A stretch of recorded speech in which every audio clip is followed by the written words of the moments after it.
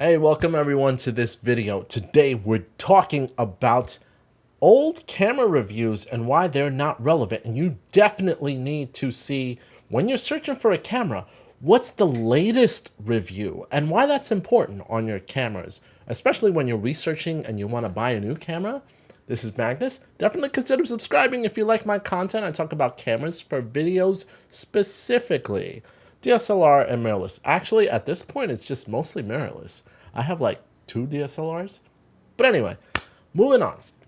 Now, before I continue, the FX30, I did want to bring up the FX30 just for a brief moment, and I might talk about it in a future video. But Sony's latest cinema camera, the FX30, at a great price point, has actually been getting some pretty decent reviews, and that might be a camera, a Sony camera, that I actually might like. I've actually considered purchasing it, given the fact that it's got a good price point and the features are pretty damn good. But while watching those reviews, that gets you thinking, should I buy it now? The reviews seem to be pretty good. But then going forward, like let's say next year I'm looking to buy that camera, should I trust the reviews that came out today? I'm going to tell you straight up, no. You see, if you don't know, camera companies tend to release firmware updates that actually fix a lot of issues of these cameras and improve the usability of these cameras going forward. So this video, as you can tell, is to go over and show you that this happens. And the camera that I'm going to use as an example is the Canon R5.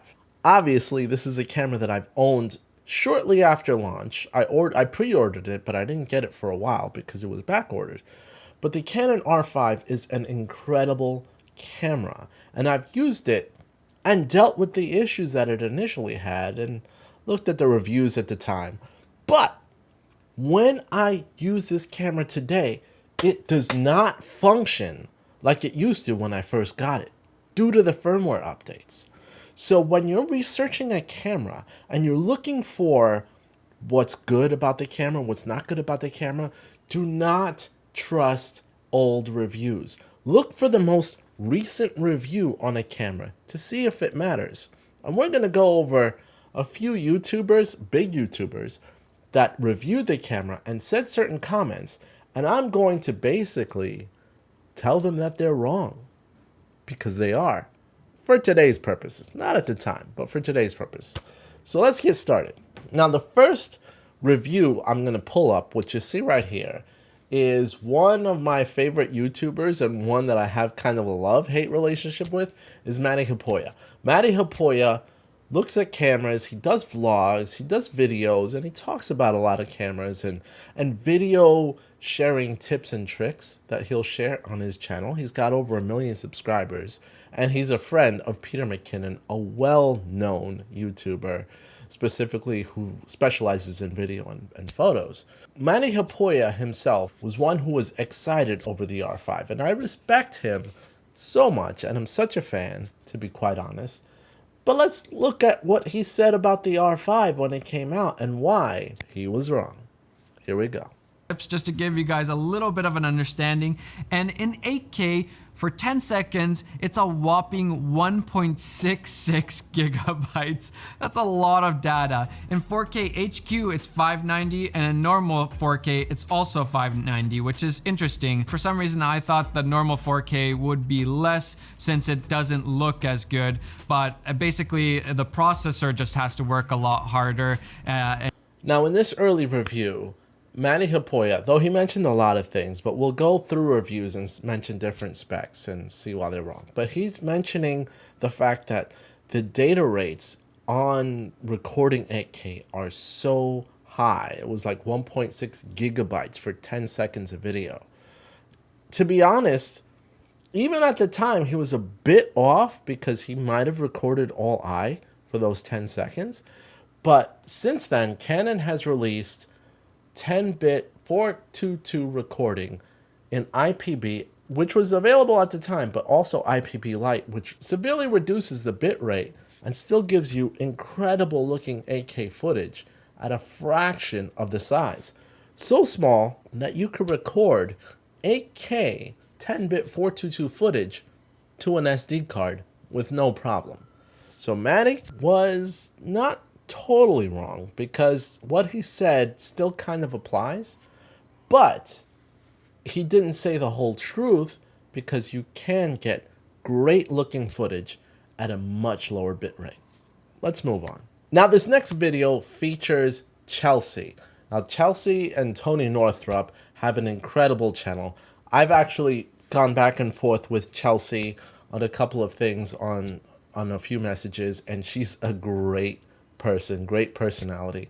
I absolutely look up to her and to Tony. Tony Northrup is somebody who specializes in reviewing cameras and reviewing their usability for both photo and video.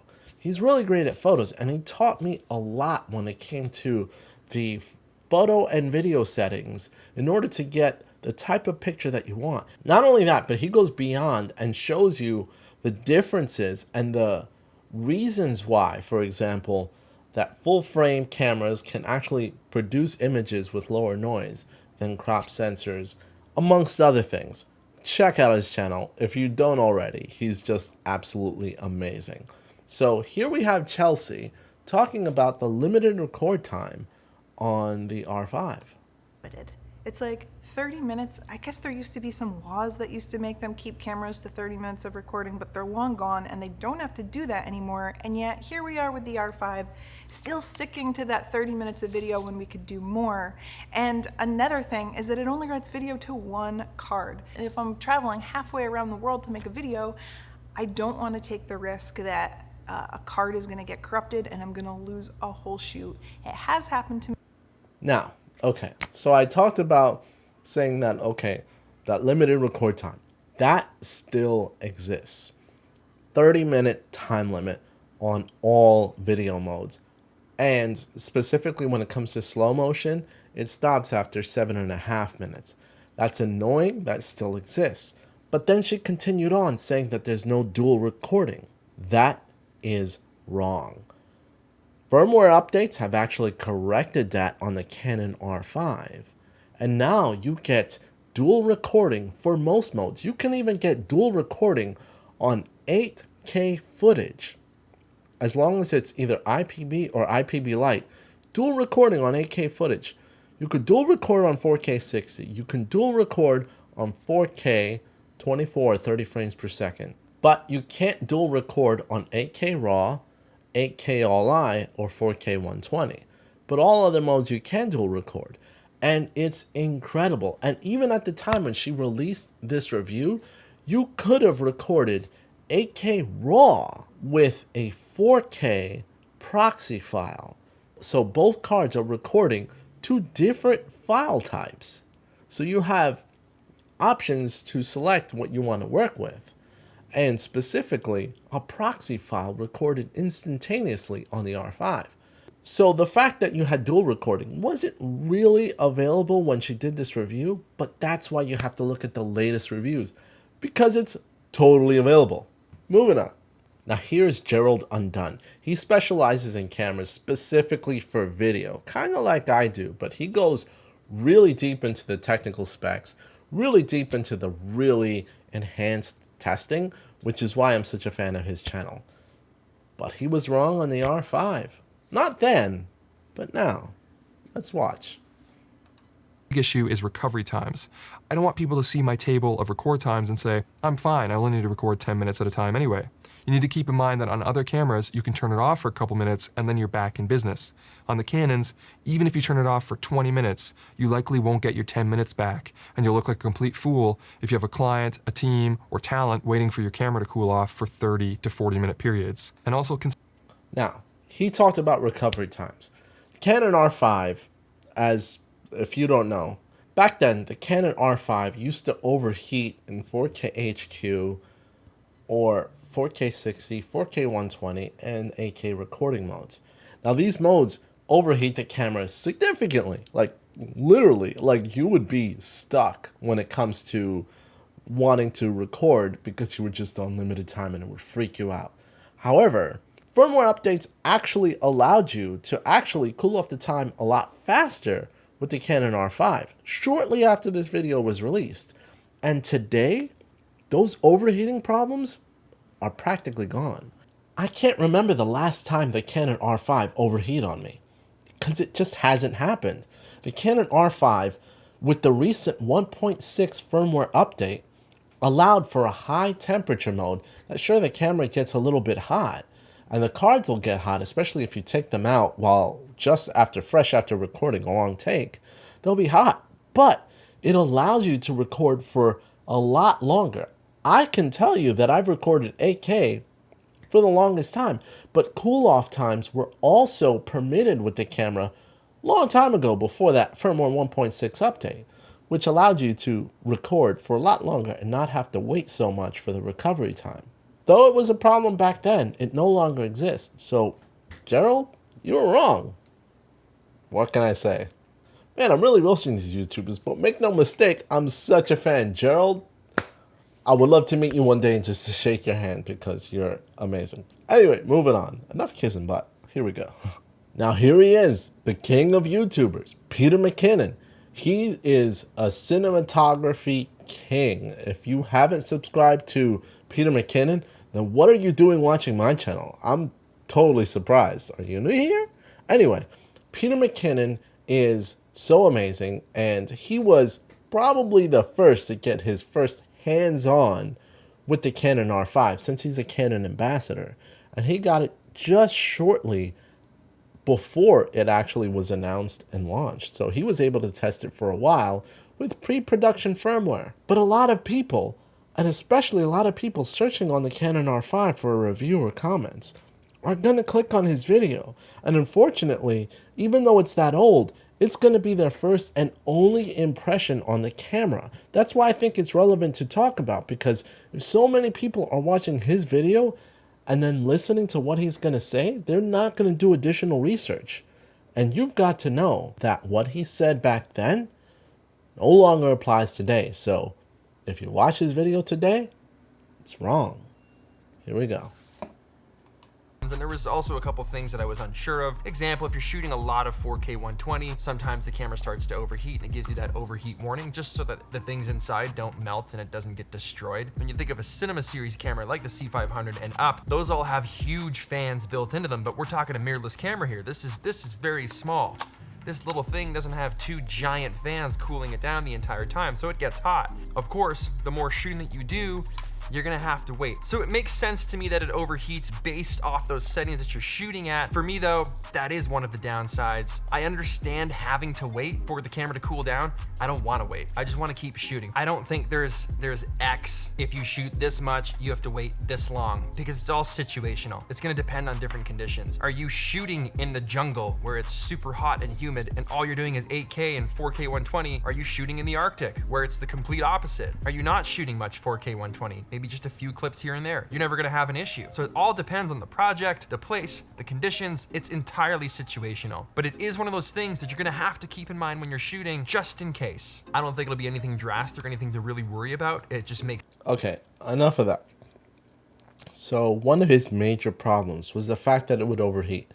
And we already mentioned it a little bit, but now that problem has been mostly solved. But he was talking about really the 4K 120. And the 4K 120, even when you set the camera at an elevated mode, can still overheat on the R5.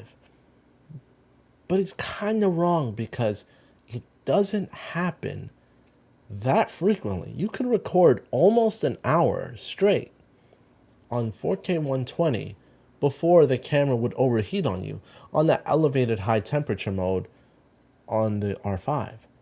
And recording an hour of 4K 120 is almost unheard of and unseen. Those are very rare scenarios. And for the most part, you'll be fine recording 4K 120. Anything that you want for as long as you want. So his concerns were valid at the point that they were released. But we're talking 2022 with the R5 and the firmware updates. They're no longer applicable. Sorry, Peter. You're still awesome, though. Peter, if you watch this, which he won't. Isn't it sad? But at that point, it doesn't matter. Big YouTubers are going to be big to YouTubers, but who I care about is you. That's right, I'm talking to you. Subscribe down below. I've been actually doing these camera YouTube videos steadily, almost once a week. Sometimes I take a little occasional breaks every now and then, because we all need our vacations or times off, especially when we need to spend time to dedicate. But almost at a weekly basis, if not more frequently, I've been posting on this channel since August 2016. And I've seen creators grow from less subscribers to me than more subscribers to me.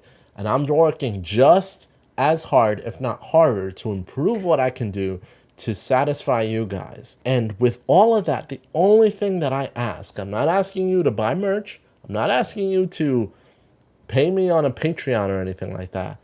I'm simply asking for a like and or a subscription. That helps me so much. So thank you. Moving on to the next one. Now here we've got Three Blind Men and an Elephant. He really specializes mostly in photography, and this was 2 years later after the Canon R5 was released. And even though he specializes in photography, he had some comments on video, and I wanted to go over that. Now, he's one who just sits down in a chair and just talks to you. And I love his voice. I love his calm manner of speaking. And this is why I watch his channel, and I absolutely enjoy everything that he has to say. Like, he's a type that could have a podcast, and I'd put on headphones, and I'd be like, oh yeah, I feel better. I'm relaxed as I continue my day. Even though he totally criticized or said something about a camera I might like or dislike. Who knows? Anyway, let's go on, hear what he's got to say. Understand. It was only when I let go of the idea of evaluating the R5 as a do-it-all hybrid that I could really appreciate it for what it can do exceptionally well. Serve as a modern implementation of an old-school idea of what a camera is, which is to say, not a movie camera. At least, not for people who don't have the time to worry about when it's going to shut down on them. So we'll say there, R5 won't shut down on you anymore. Especially not if you're recording a lot of those. Like 4K HQ, never overheated. 8K doesn't overheat anymore. 4K 120, after a long time. It's no longer in the same territory that it was, even when he reviewed it 2 years later. So even after some time, those latest reviews aren't exactly right. Because a few months ago, before the f1.6 update, it would still, under extreme circumstances, overheat on you. But with that elevated temperature mode, it doesn't anymore. But you have so many of these reviews out there, whether they were when the camera was first released or just a few months ago, that are wrong. That's the type of point that I'm trying to make. Let's move on. I am a fan of this guy, so I'm going to put all these links down below so that you can definitely see where all these guys are. I'm sure you know most of them, but moving on.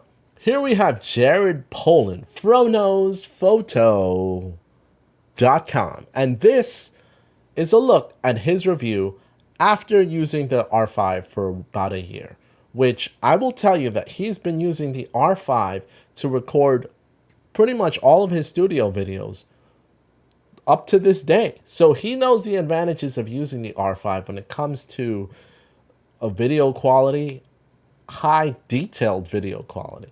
And it's pretty cool. And I've been a fan of his. But the other thing that I noticed too is that a lot of videographers, a lot of YouTubers that are higher end that do videos use Sony versus Canon. Now, part of that is because I honestly think that Sony files are easier to edit with. And some of the Sony cameras, specifically like the A7S III, they're kind of geared towards video, so it helps with that at a reasonable price point.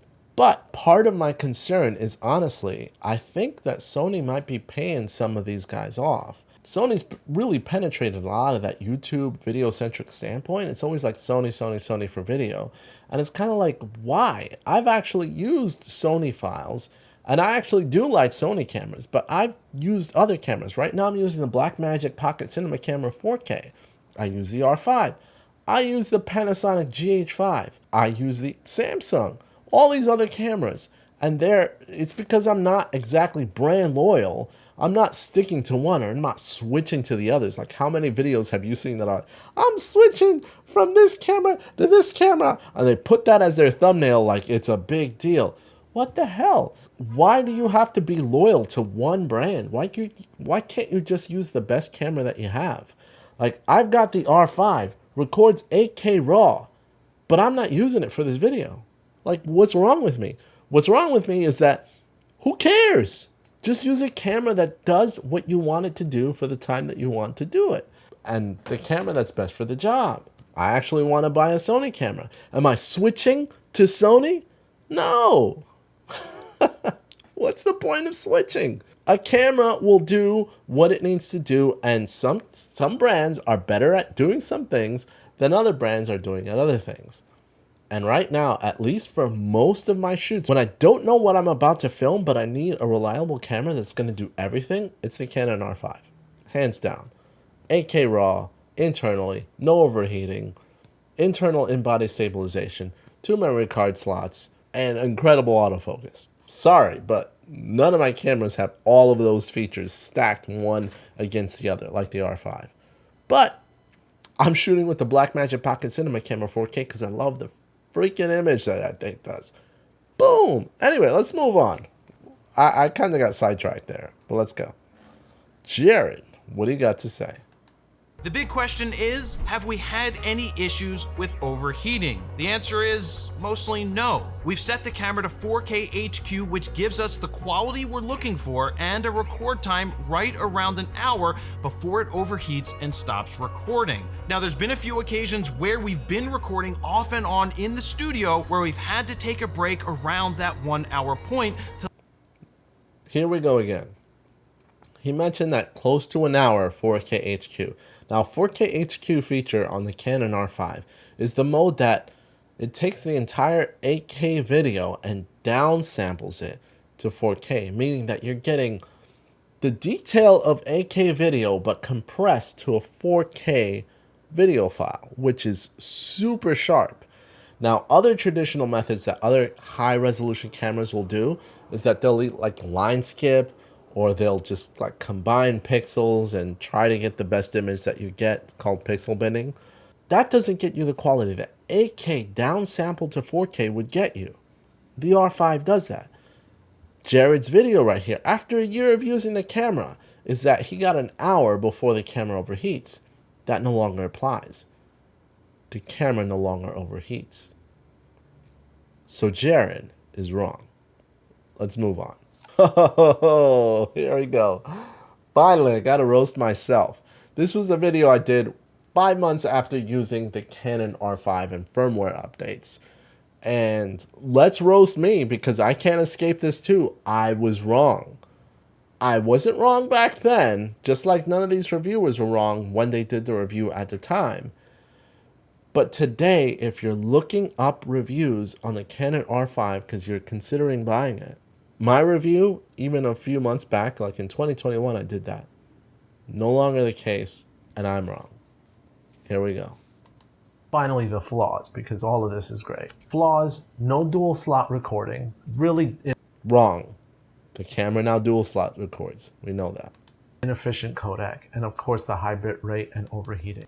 I said inefficient codec because of the high bit rates. They released additional codecs, IPB Lite and Canon RAW Lite, that actually reduce the bit rate and allow us to record more time, taking up less space on our cards. All of these are problems, but I never dual slot record even though I have the GH5 because I usually do multiple camera situations when I need to record and have backups, so that hasn't been an issue. The codecs, I told you the workaround, the RAW workflow, and the high bit rate and overheating haven't been a problem for me. In fact, I recorded all of this whole section in RAW. So my overall verdict is that the R5 has been the camera that I wanted and even... So basically, yeah, even I was wrong with like those things. And I had a problem with the overheating back then, and I was trying to make excuses on the dual slot recording and everything else. But those excuses were actually relevant at the time, but they're no longer necessary now because the firmware updates. That's why you got to pay attention to camera firmware updates and know what you're getting when you get the camera. Because honestly, all these old reviews on the Canon R5, no longer relevant.